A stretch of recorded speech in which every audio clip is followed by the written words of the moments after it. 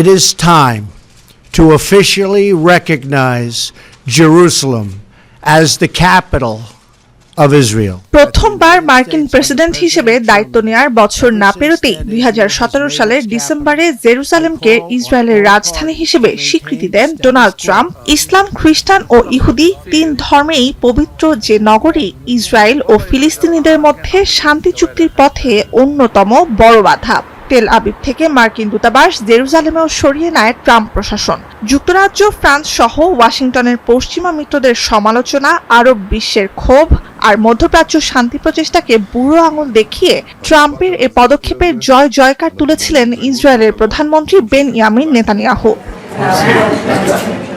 এরপর পেরিয়েছে প্রায় 7 বছর। ওয়াশিংটনে ক্ষমতার পালাবদলে বিদায় নিয়েছেন ট্রাম্প। পরবর্তী প্রেসিডেন্ট জো বাইডেনও মেয়াদ শেষে বিদায়ের পথে। বিশ্ব রাজনীতিতে সবচেয়ে প্রভাবশালী যুক্তরাষ্ট্রের 47তম প্রেসিডেন্ট নির্বাচন সামনে রেখে আবারও আলোচনায় রিপাবলিকান প্রার্থী ডোনাল্ড ট্রাম্প। তার বিপরীতে ভোট যুদ্ধে শক্ত প্রতিদ্বন্দ্বী হিসেবে নিজের অবস্থান পোক্ত করেছেন বর্তমান ভাইস প্রেসিডেন্ট কামালা হ্যারিস। এমন পরিস্থিতির মধ্যেই মধ্যপ্রাচ্যে চলমান উত্তাপের আঁচ স্পর্শ করেছে মার্কিন রাজনীতিকে। ইসরায়েলের চলমান আগ্রাসনে নরক নেমে এসেছে অবরুদ্ধ গাজা উপত্যকায়। 1 বছরে নিহত 42,000 ফিলিস্তিনি, আহত 97,000। হতাহতদের বেশিরভাগই নারী ও শিশু। অন্ন, বস্ত্র, চিকিৎসা, শিক্ষা প্রতিটি মৌলিক চাহিদাই নাগালের বাইরে। এ অবস্থায় যুদ্ধ কবলিত 20 লাখের বেশি ফিলিস্তিনির বেঁচে থাকাই দায়।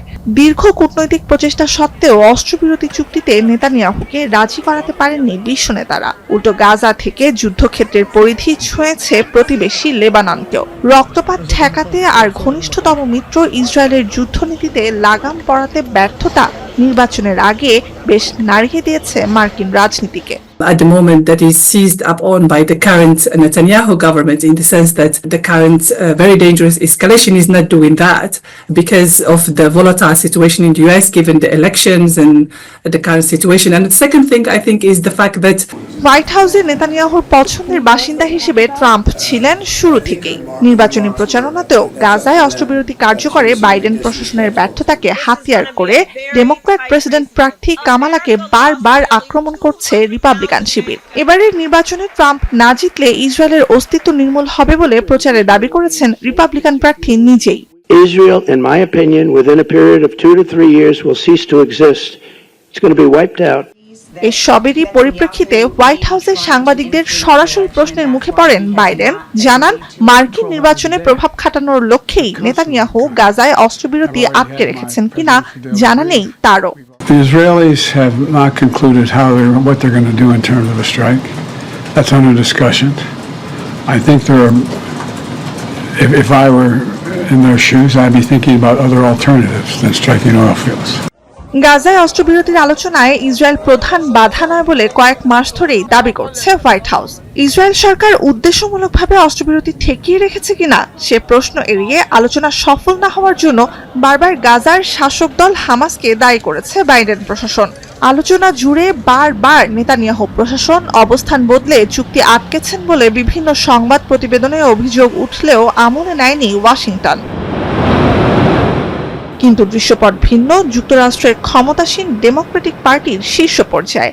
মার্কিন প্রেসিডেন্ট নির্বাচনের দিকে নজর কিনা নেতানিয়াহুর, বিশেষ করে সাবেক মার্কিন প্রেসিডেন্ট ডোনাল্ড ট্রাম্প ক্ষমতায় ফিরলে ইসরায়েলের সামরিক সমীকরণ কি দাঁড়াবে এমন প্রশ্ন কুঁড়ে খাচ্ছে আইন প্রণেতাদের। এর আগে সেপ্টেম্বরে ওয়াল স্ট্রিট জার্নালকে বেশ কজন মার্কিন কর্মকর্তা জানান, 2025 সালের জানুয়ারিতে বাইডেন হোয়াইট হাউস থেকে বিদায় নেওয়ার আগে গাজায় অস্ত্রবিরতি সম্ভব বলে তারা মনে করেন না। কিন্তু এতে ইসরায়েল যুক্তরাষ্ট্র সম্পর্কে পরিবর্তনের সম্ভাবনা দেখছেন না বিশ্লেষকরা। The United States and their European allies and Canada and Israel. It's a pantomime, it's a mirage. Netanyahu has been emboldened rather than restrained by these leaders. গেল মে মাসে বাইডেনের অস্ত্রবিরতির পরিকল্পনা নেতানিয়াহু সমর্থন করেছেন বলে জানিয়েছিলেন মার্কিন প্রেসিডেন্ট, কিন্তু দ্রুতই তা সঠিক নয় বলে জানান নেতানিয়াহু। গেল মাসেও চুক্তির 90% সম্মতি মিলেছে বলে জানায় বাইডেন প্রশাসন, যা তাৎক্ষণিক খারিজ করেন নেতানিয়াহু।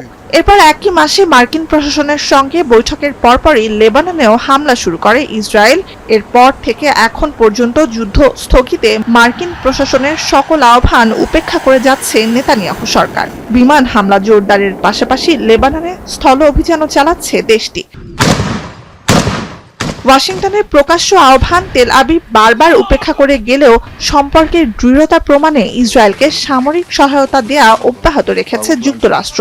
যদিও গাজা লেবাননের পর ইরানের জ্বালানি অবকাঠামোতে ইসরায়েলের হামলার পরিকল্পনায় সমর্থন দেবেন না বলে চলতি সপ্তাহে জানান বাইডেন।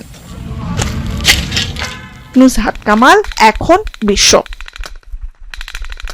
ডায়রিয়া সহ যে কোনো পানি শূন্যতায় এসএমসি রোড স্যালাইন নিন। কেনার সময় প্যাকের গায়ে এসএমসির লোগো দেখে কিনবেন।